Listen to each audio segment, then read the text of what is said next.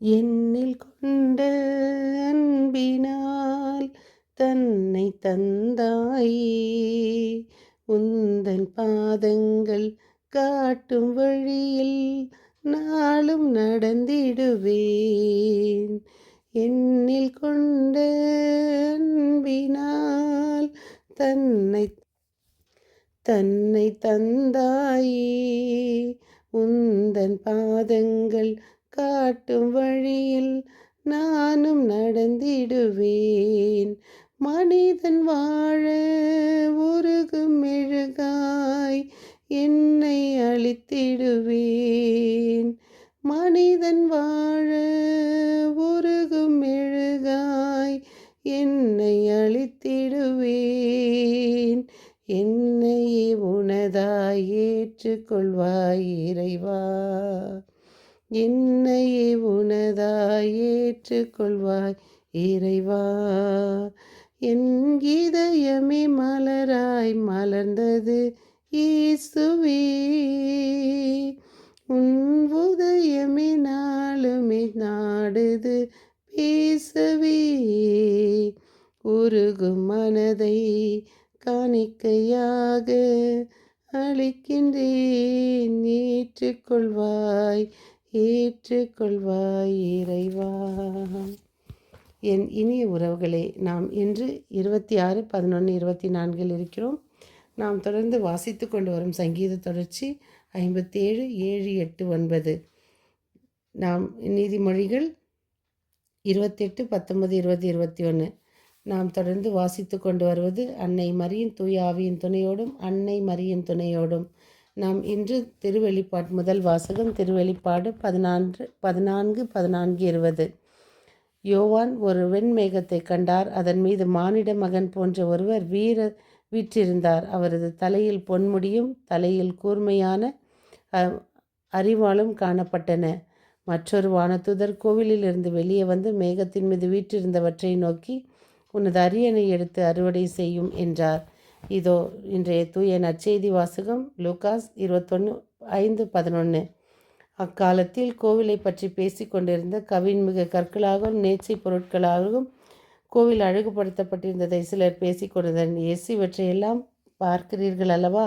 ஒரு காலம் வரும், அப்பொழுது ஒன்றின் மேல் ஒன்று இராதபடி இடிக்கப்படும் என்றார். அப்பொழுது இடிக்கப்படும் என்ற உடனேயே இயேசுவிடம், போதகரே, நீ கூறியவை எப்பொழுது நிகழும் இவை என்றார். நிகழப்போகும் காலத்திற்கான அறிகுறி என்ன என்று கேட்டார்கள். அதற்கு அவர், நீங்கள் ஏமாறாதவாறு பார்த்து கொள்ளுங்கள். ஏனெனில் பலர் என் பெயரை வைத்துக்கொண்டு நானே அவர் என்றும் காலம் நெருங்கி வந்துவிட்டது என்றும் கூறுவார்கள். ஆனால் நாம் இந்த காலம் நெருங்கி வந்துவிட்டது என்பதை மட்டும் அதிகமாக கேட்டிருப்போம். எந்த நம்ம சேனல் அதிகமாக திறந்து பார்த்தாலும் நம்ம பார்க்கும்போது, இல்லை யூடியூப்களில் அதிகமாக நாம் பார்க்கும்போது, மற்றவர்களுடைய அறிவுரை கேட்கலாம் என்று நாம் திருப்பும்போது அதில் இறைவனுடைய காலம் வந்துவிட்டது என்று பாருங்கள், ஆண்டவரே வாயால் சொல்லியிருக்கிறார். அதை நம்பாதீர்கள், திகிலுறாதீர்கள், குழப்பமுறாதீர்கள். ஆனால் போர் முழக்கங்களும் எல்லாம் இருக்கும். ஆனால் நீங்கள் அவைகளை உடனே முடிவு வந்துவிடாது, இவை நிகழத்தான் வேண்டும் என்கிறார். அதேபோல் நாமும் நம் வாழ்க்கையில் அறிவு தெளிவோடு விவேகத்தோடு புறாவை போல இருப்போம். அறியாமையிலும் அச்சத்திலும் வாழும் மக்களிடத்தில் மூட நம்பிக்கைகளையும் போலியான தகவல்களையும் கட்டவிழ்த்துவிட்டு பரபரப்பை ஏற்படுத்தி காசு பறிக்கும் ஏமாற்றுக்காரர்கள் இன்று ஏராளமான பேர் ஆன்மீக போர்வையில் வலம் வருகின்றனர். குறிப்பாக விவிலியத்தை கையில் வைத்துக்கொண்டு நம்பிக்கையாளர்களை குழப்பி ஆடு திருடும் ஆசாமிகள் வீதிக்கு வீதி புற்றீசல்களாய் பெருகிவிட்டனர். நாம் கவனமாக இருக்க வேண்டும். இறை வார்த்தைக்கு உரிய விளக்கம் தரும் திரு அவையின் போதனைக்கு, கத்தோலிக்க திரு அவை போதனைக்கு செவிசாய்த்து போலி போதகர்களை புறந்தள்ள வேண்டும். குழப்பங்களையும் மோதல்களையும் அழிவுகளையும் காணும்போது வீழும் தீய சக்திகளின் ஓலங்களே அவை என புரிந்து கொள்ள வேண்டும். இறுதியில் உண்மையும் நன்மையுமே வெல்லும் என்னும் நம்பிக்கை நமக்கு வேண்டும். உண்மையே வெல்லும், உண்மையே ஜெயிக்கும் என்பது நமது இறுதி மூச்சு வரை இருக்க வேண்டும்.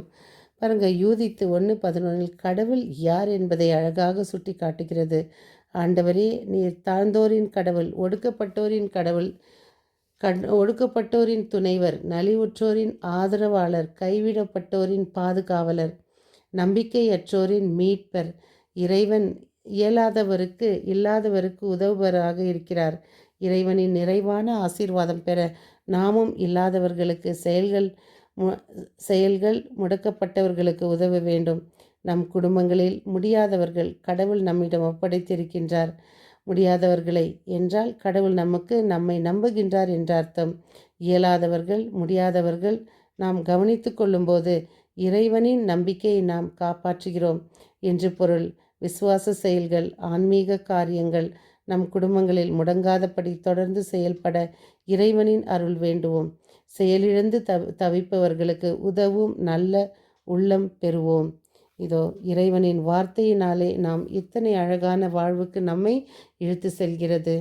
இதோ ஒவ்வொரு நாளும் இறை வார்த்தையை கேட்டு அதன்படி செயல்படுவோம். ஒருவரை மன்னிப்போம், நேசிப்போம், பிறர் அன்பை நாம் பகிர்வோம்.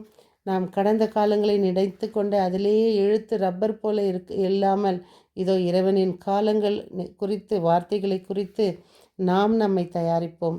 முழு மனதோடு, முழு உள்ளத்தோடு. மீண்டும் சந்திக்கும் வரை உங்கள் அன்பு தோழி.